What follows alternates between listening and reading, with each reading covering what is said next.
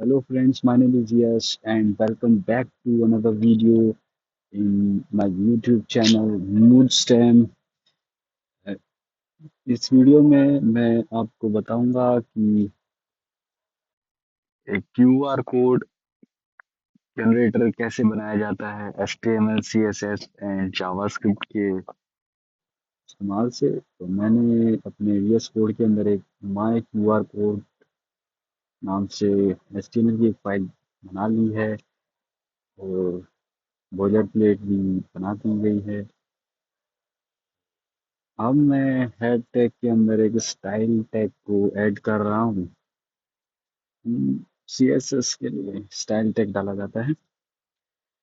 Body के अंदर अभी फिलहाल मैं इसको एक लाइव कर देता हूँ, अभी आपको दिखता रहेगा साइड बाय साइड। हाँ, तो सबसे पहले मैं एक H1 टैग ले लेता हूँ, उसके अंदर हेडिंग डालूंगा मैं माय क्यूआर कोड और फिर एक कंटेनर डिव मुझे चाहिएगा जिसके अंदर मैं अपनी क्यूआर कोड की बॉडी को बनाना चाहूँगा, जिसके अंदर मैं आईडी दूंगा कंटेनर। ये एक मेन बॉडी रहेगी क्यूआर कोड की, मतलब एक तरीके से कह सकते हैं ये एक ढांचा। अब इसके अंदर मैं एक चाइल्ड डिव और बनाऊंगा जिसको मैं डिस्प्ले के रूप में यूज करूंगा। It would be a display for my QR code. So it has an ID called display और मुझे एक इनपुट भी चाहिए जिससे मैं, मतलब एक इनपुट बॉक्स होगा जिसमें मैं अपना कोई टेक्स्ट लिखूंगा, उसका मैं टाइप टेक्स्ट कर देता हूँ ताकि मैं टेक्स्ट को टाइप करूँ और वही एक क्यूआर कोड के रूप में मुझे दिखाई दे। उसकी आईडी में इनपुट ही दे देता हूँ, आप कुछ भी दे सकते हैं, आपकी मर्जी हो तो चाहे कुछ भी नाम दे दीजिए। और मैं एक बटन बनाऊंगा कि बटन पर क्लिक करूँ तो बाद में वो जनरेट हो, मतलब क्लिक करने पर। BTN उसको मैंने आईडी यहाँ पर दे दी, आप अपने हिसाब से कुछ भी दे सकते हैं। आप इसे कैसा भी बना सकते हैं, कुछ भी बना सकते हैं। मैं अपने हिसाब से बना रहा हूँ, ये आपके अकॉर्डिंग होगा कि आपको कैसा बनाना चाहते हैं। मैं उस बटन के अंदर टेक्स्ट दे देता हूँ, क्लिक मी। देखिए यहाँ पर सबसे ज्यादा टाइम ना CSS खाएगी। CSS सबसे ज्यादा टाइम लेती है और बहुत ही ज्यादा टाइम खाती है CSS। तो स्टाइल के अंदर अब मैं अपने कंटेनर डिव को थोड़ा स्टाइल करना चाहूंगा क्योंकि अभी आपको वो दिख भी नहीं रहा होगा। तो कंटेनर को मैं अभी थोड़ी हाइट विड्थ दे देता हूँ। हाइट दे देता हूँ मैं इसको लगभग 100, कम रहेगी। मैं इसको अम, चलो 200 दे देते हैं। 200, 200 दे देते हैं। हाँ, 200 ठीक रहेगी। 200 पिक्सल।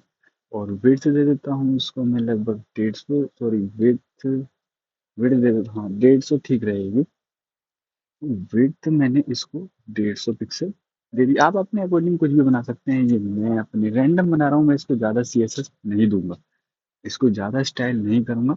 और अभी इसको एक मैं बॉर्डर देना चाहूंगा क्योंकि अभी ये दिख नहीं रहा है। बॉर्डर में इसको दे देता हूँ 1 पिक्सल का सॉलिड ब्लैक। दिखना भी तो चाहिए आउटलाइन। तो सॉलिड ब्लैक अब कर देते हैं इसको सेव। सेव करने के ये- ये कुछ ज्यादा ही बड़ी दिख रही है, कुछ गड़बड़ है क्या? अच्छा जूम आउट कर ली तो कुछ लगभग, अच्छा विड्थ की स्पेलिंग मैंने गलत कर दी थी, सॉरी। छोटी छोटी गलतियां होती रहती हैं। विड्थ, हाँ अब ठीक है, अब इसको जूम इन कर लेते हैं अब ताकि आपको ढंग से दिखाई दे। मैं जूम इन कर लेता हूँ लगभग 200। हाँ ठीक है। अभी मैं क्या करूँगा कि अभी ये सेंटर में नहीं है, कुछ भी इसका कंटेंट वेबसाइट के बीच में नहीं आ रहा है। तो मैं इसके बॉडी यानी कि इसके रूट को, जिसमें पूरा कंटेंट है, तो बॉडी को भी स्टाइल कर लेते हैं। तो बॉडी के अंदर रखे हुए जितने भी आइटम्स हैं उसको डिस्प्ले फ्लेक्स की यूज से हम इनकी प्रॉपर्टीज की अनदर प्रॉपर्टीज होती हैं जैसे जस्टिफाई कंटेंट सेंटर, ये यूज हो जाती हैं। अगर फ्लेक्स नहीं करोगे तो वो कहीं होगी, या तो फिर और प्रॉपर्टीज होती हैं, लाइन ब्लॉक वगैरह होती है। अभी तो फिलहाल डिस्प्ले फ्लेक्स, बाकी अभी देखो, आप देखोगे कि ये एकदम सेंटर में हो जाएगा।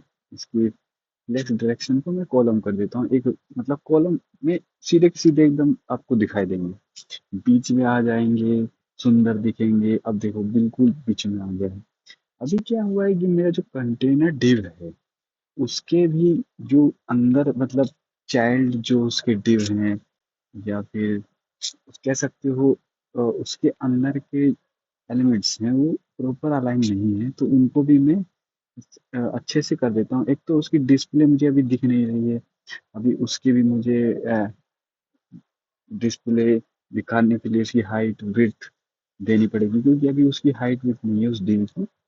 डिस्प्ले यानी कि अभी जो मैंने एक चाइल्ड डिव उसके अंदर मैंने बनाया था कंटेनर के अंदर, तो मैंने उसको हाइट दे देता हूँ लगभग 150, नहीं 150 ज़्यादा हो जाएगा। अभी फिलहाल उसको 140 के लगभग 40-45 के आसपास कर देते हैं। विड्थ भी दे देते हैं, क्योंकि मुझे भी स्क्वायर टाइप का, आप देखते होंगे क्यूआर कोड स्क्वायर होता है एकदम, तो विड्थ और हाइट यानी कि उसकी लेंथ और ब्रेड्थ एकदम बराबर होनी चाहिए, हाइट और विड्थ। और इसको भी सॉलिड बॉर्डर दे देते हैं ताकि बॉर्डर के अंदर वो क्यूआर कोड जनरेट हो। 1 पिक्सल का सॉलिड भाई मुझे आदत पड़ चुकी है, 1 पिक्सल सॉलिड ब्लैक। अभी फिलहाल के लिए इतना है। अभी हम्म, दोबारा से ठीक कर देते हैं, 142 ठीक रहेगा क्योंकि कुछ लगभग गड़बड़ा मतलब। हाँ, 142 ठीक है। अभी इसको पैडिंग देते हैं क्योंकि थोड़ा आसपास के जो इसके एलिमेंट्स हैं वो थोड़ा चिपक रहे हैं, इससे पैडिंग दे देते हैं। 5 पिक्सल ज़्यादा है, 2 pixel, I think 3 pixel must be good, that's 3 pixel is right. So आगे मैं बढ़ना चाहूँगा। इसके जो इनपुट बॉक्स है वो थोड़ा बाहर की तरफ निकल रहा है। अभी फिलहाल मैं क्या कहता हूँ कि कंटेनर के अंदर के जितने भी एलिमेंट्स हैं उसकी फ्लेक्स बॉक्स को यूज़ करेंगे, कंटेनर के डिस्प्ले फ्लेक्स कर देते हैं, ताकि जैसे हमने बॉडी की टैग्स को अलाइन किया था वैसे ही उसके अंदर की टैग्स को भी अलाइन कर देते हैं, डिस्प्ले फ्लेक्स करके आइटम्स अलाइन कर देंगे। और इसके फ्लिक्स डायरेक्शन को मतलब कॉलम में ही कर देते ताकि बिल्कुल एकदम एकदम सीधा का सीधा दिखे आपको। देखना अभी बाहर इनपुट निकल रहा था वो निकलेगा ही नहीं, अब देखो बिल्कुल बराबर हो गया है, एकदम सुंदर नई नवेली दुल्हन की तरह, जैसा मैं कहता हूँ। स्वागत है आपका इस नई नवेली दुल्हन जैसी ताजा वीडियो में। मेरा नाम है यश और आप देख रहे हैं मूड स्टैंड। अच्छी लगे तो वीडियो सब्सक्राइब कर दो चैनल में, और लाइक तो ठोक ही दिया करो यार। मार्जिन दे देता हूँ, थोड़ा दूर हो जाएगा। हाँ, मार्जिन हटा दूँ क्या? कोई फायदा तो है नहीं इसका। हाँ हटा दो। अब मैं क्या कहता हूँ, पैडिंग थोड़ी बढ़ा दूँ? हाँ ठीक है। ठीक है, अपने हिसाब से आप बना लो, बढ़िया बनेगा, ऐसी कोई दिक्कत नहीं है। मैं तो एक छोटा सा कंसेप्ट आपको बता रहा हूँ, आपका मन हो तो ऐसे बनाओ वरना मत बनाओ। देख लो वीडियो बस यार अच्छे से। अब आगे बढ़ते हैं, कुछ और इसके अंदर हमें ऐड करना होगा। अभी मैं क्या आपको एक बताना चाहता हूँ, एक इसमें मैं एक एपीआई का यूज करूंगा। उस एपीआई के इस्तेमाल से ही इसके अंदर मैं क्यूआर कोड बनाने वाला हूँ। तो फिलहाल अभी इसको बाद में लेंगे, इस टॉपिक अभी आए नहीं। मार्जिन दे देते हैं कि डिस्प्ले को थोड़ी सी, ताकि ये चिपक रहे हैं इनपुट बॉक्स और क्लिक मी बटन। तो मैंने 2 पिक्सल मार्जिन ज़्यादा दे दी है राखी। मैं इसको पैडिंग बढ़ा देता हूँ। 2 पिक्सल, नहीं नहीं, मार्जिन, हाँ ठीक है लगभग। मेरे को सी एस एस इतना अच्छे से आती नहीं। अभी फिलहाल मेन टॉपिक पे आते हैं कि क्लिक करने के बाद एक क्यूआर कोड बने। तो इंटरेक्टिविटी के लिए मैं स्क्रिप्ट टैग अपने बॉडी टैग के अंदर डाल देता हूँ। बाद में आप अलग से भी फाइल बना सकते हैं जेएस की, लेकिन ये भी ज़्यादा बड़ी फाइल नहीं है, ज़्यादा बड़ा पेज नहीं है, तो सिंपल है, इसमें कर लो, कोई दिक्कत नहीं पड़ती। अब स्क्रिप्ट टैग के अंदर मैं आपको पहले बता रहा था कि मैं इसके अंदर एक एपीआई का यूज़ करूँगा। तो वो एपीआई, या कह सकते हैं यूआरएल, जिसके इस्तेमाल से मैं एक क्यूआर कोड बनाऊंगा, तो वो एक वेबसाइट से मुझे मिलेगा। वो वेबसाइट गूगल पे आसानी से मिल जाती है। आप किसी भी वेबसाइट से उस यूआरएल को इसमें एक वेरिएबल के अंदर असाइन कर सकते हैं। मैं क्या करूँगा, सिंपल अपने क्रोम क्रोम के अंदर जाऊंगा और उस वेबसाइट को मैं निकाल रहा हूँ। वैसे मैंने उसको ढूंढा था पहले, वो खो जाती है, मुझे मिलती नहीं है। यही है क्या ऊपर वाली? नहीं नहीं, ये देखो, Q R code API, Q R code generator है, ऊपर लिखा हुआ देखो, इसमें लिखा है कॉल द यूआरएल। इसके ऊपर क्लिक करेंगे, इसके मेन यूआरएल को कॉपी कर लेंगे और एक यूआरएल, एक वेरिएबल बना देंगे यूआरएल, या कुछ भी नाम दे सकते हैं, वेबसाइट दे दो, कुछ भी दे दो। यूआरएल मैंने दे दिया है, उसके अंदर इसको पेस्ट कर दूंगा। अब मैं क्या करूंगा, इसके पीछे एग्जाम्पल लिखा हुआ है, उसको मैं हटा दूंगा। ध्यान दीजिए, ये एग्जाम्पल जरूरी है हटाना। एग्जाम्पल को मैंने हटा दिया है, और इसको अभी मैं थोड़ा रैप कर देता हूँ, दिख नहीं रहा होगा पूरी वेबसाइट। मतलब ये मेरा कोड एक लाइन में आ जाएगा। ऑल्ट जी करके आपको क्लिक करना होता है वीएस कोड में। तो मैं एक एग्जाम्पल हटाया, वो क्यों हटाया मैं अभी आगे आपको बताऊंगा। मैं क्या कहता हूँ कि मैं अभी जितने भी एलिमेंट्स हैं उसको सेलेक्ट कर लेता हूँ अपने गेट एलिमेंट बाय आईडी से। आप क्वेरी सेलेक्टर का यूज कर सकते हैं, मेरे को ये आसान लगता है, तो मैं गेट एलिमेंट बाय आईडी से सेलेक्ट करता हूँ। जितनी भी मैंने डिव बनाए थे, जितने भी बटन बनाया था, या फिर मैंने एक इनपुट बॉक्स भी बनाया था, उसको मैं उनकी आईडी के यूज से सेलेक्ट कर लूंगा, एक वेरिएबल के अंदर असाइन कर लूंगा। आपने मेरी पहली वाली वीडियो देखी होगी, तो उसमें मैंने बताया था कि एक आईडी से मैं कैसे सिलेक्ट कर रहा था, वैसे ही मैं अभी इसमें भी वैसे ही सिलेक्ट कर रहा हूँ। मैंने एक बटन को, डिस्प्ले को, और उसके अंदर लिखे हुए एक इनपुट बॉक्स को भी सिलेक्ट कर लिया है।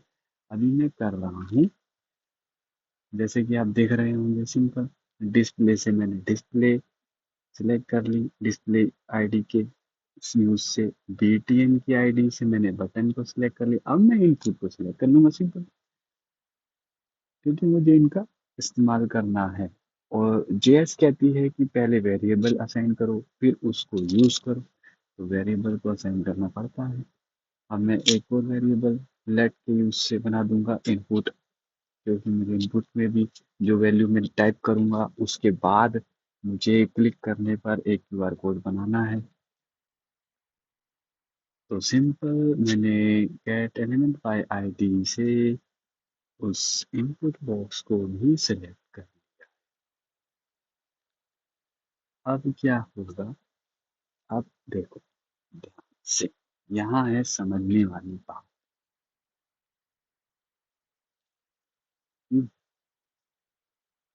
जब मेरे को इस बटन पर क्लिक करना है और इसके अंदर लिखा हुआ टेक्स्ट, इनपुट के अंदर लिखा टेक्स्ट इस डिस्प्ले के अंदर शो कर जाए, तो इनपुट बॉक्स के अंदर लिखा हुआ टेक्स्ट कैसे आएगा? जब क्लिक हो, टेक्स्ट बटन पे क्लिक करने पर टेक्स्ट एक क्यूआर कोड बन जाए। मैं यही चाहता हूँ, तो मैं बटन के ऊपर एक इवेंट लिसनर लगा इवेंट लगा दूंगा। क्लिक क्लिक करने पर मेरा जो लिखा हुआ इनपुट के अंदर टेक्स्ट वो क्यूआर कोड बन जाए। सिंपल यही मैं चाहता हूँ। और उसके ऊपर एक एरो फंक्शन में लगा देता हूँ। अब क्या बात है कि मैंने क्लिक किया और एक इमेज जनरेट हो और वो इमेज क्यूआर कोड की हो, तो सिंपल मैंने जो डिस्प्ले एक वेरिएबल बनाया था, डिस्प्ले जो मैंने असाइन की थी वेरिएबल के रूप में, उसके अंदर एक इमेज क्लिक हो गया। अब मैं आपको बता रहा था कि वो एग्जाम्पल मैंने क्यों हटाया था। अब मैं दिखाता हूँ आपको। उस वेबसाइट में एक खास नोट लिखा हुआ है, उसको पढ़ना जरूरी है। उसमें लिखा है, देखो, अरे कहाँ गई वो? या मिलती भी नहीं है ऐसी चीज। मेरा दिमाग बहुत धीरे धीरे चलता है, वीडियो बहुत स्लो स्लो बनाता हूँ। तो सिंपल ऐसे मैंने अभी हाँ, मिल गई। QR code. अब इसके अंदर लिखा है, देखो, आप पढ़ सकते हैं। Now replace example in the URL to get a new QR code with a text. यानी कि जो टेक्स्ट आपको चाहिए उसमें एग्जाम्पल हटा दो और उसकी जगह उसको रिप्लेस कर दो। सिंपल। तो यहाँ पर वही हमें करना है कि एग्जाम्पल मैंने पहले ही हटा दिया, आपने देख लिया था, मैंने एग्जाम्पल हटा दिया था। एग्जाम्पल की जगह मुझे इनपुट बॉक्स के अंदर लिखा हुआ टेक्स्ट है, उसको चेंज कर देना है अपने टेक्स्ट से। एग्जाम्पल की जगह मेरे को इनपुट बॉक्स का टेक्स्ट चिपका देना है और वो क्यूआर कोड बन जाएगा। तो मैं क्या करूंगा कि डिस्प्ले के अंदर क्लिक कर, मतलब अपने बटन को क्लिक करने पर डिस्प्ले के अंदर का टेक्स्ट है वो एग्जाम्पल की जगह चिपक जाए। यही तो चाहते हैं हम लोग। अ, तो मैं क्या करूंगा अभी, डिस्प्ले के HTML को, यानी कि इनर HTML को, या फिर उसके अंदर लिखा हुआ टेक्स्ट है वो एक इमेज, उसके अंदर एक इमेज आ जाए। तो डिस्प्ले डॉट इनर HTML की इमेज, यानी कि उसके अंदर के कंटेंट को मैं एक इमेज में चेंज करना चाहता हूँ बटन के क्लिक करने पे, तो मैं एक टेम्पलेट लिटरल यूज कर लेता हूँ। अब टेम्पलेट लिटरल बताना आपको अभी बताने में टाइम लग जाएगा। सिंपल आप बैकटिक का यूज कर सकते हैं और मैं उसके अंदर एक इमेज जनरेट करना चाहता हूँ। इमेज के SRC की जगह, इमेज के SRC की जगह मैं अपने वेबसाइट के API के URL को अपने टेक्स्ट के साथ जोड़कर लिखना चाहता हूँ। सिंपल यही उसने वेबसाइट में लिखा था। तो मैं क्या करूँगा, हैश, ओ सॉरी, डॉलर साइन के साथ अपनी करली ब्रेसेस यूज करूंगा और यूआरएल के साथ, ये अपना यूआरएल हो गया। मैंने यूआरएल सेलेक्ट कर लिया था पहले। यूआरएल के साथ अपने इनपुट बॉक्स की वैल्यू, यानी कि इनपुट डॉट वैल्यू, उसके अंदर लिखी हुई वैल्यू को जोड़ दूंगा। मैंने जोड़ दी इनपुट डॉट वैल्यू। यानी इनपुट डॉट वैल्यू का एक काम होता है कि इनपुट बॉक्स के अंदर लिखी हुई जो भी वैल्यू हो उसे इनपुट डॉट वैल्यू के नाम से हम इसमें JS में यूज करते हैं। एक प्रॉपर्टी कह सकते हैं या प्री डिफाइंड, कुछ भी। मैं नहीं जानता हूँ इस बारे में इतना। ये प्रॉपर्टी होती है बस जेएस के अंदर। अब मैं क्या करूंगा, इस इमेज टैग को क्लोज कर दूंगा और टेम्पलेट ट्रिक बंद कर दूंगा। अब यहाँ पे मैं क्या करता हूँ, इस वेबसाइट को अभी भी मैं अपने कोड को सेव करना पड़ेगा मुझे, क्योंकि अभी ये नहीं चला है। मैंने कर दिया इसको सेव। अब मैं क्या करूंगा, जो भी टेक्स्ट लिखूंगा उसका एक, आप देखो क्यूआर कोड बन गया तुरंत ही। यहाँ ध्यान देने वाला बात यह है कि आपको नेट इसमें हमेशा चला के रखना पड़ेगा, क्योंकि यूआरएल वो है, इंटरनेट से चलेगा। अब इसमें गड़बड़ है कि ये टेक्स्ट चेंज हटे नहीं रहा है, मुझे टेक्स्ट भी हटाना है क्योंकि मुझे नया क्यूआर कोड भी चाहिए। तो मैं क्या करूँगा कि इसके इनपुट बॉक्स को एम्प्टी भी कर देते हैं क्लिक करने के बाद। तो एक और इवेंट लग गया एक तरीके से। इनपुट डॉट वैल्यू को मैं एम्प्टी स्ट्रिंग दे देता हूँ, ताकि क्लिक करूँ तो वो दोबारा से एम्प्टी हो जाए।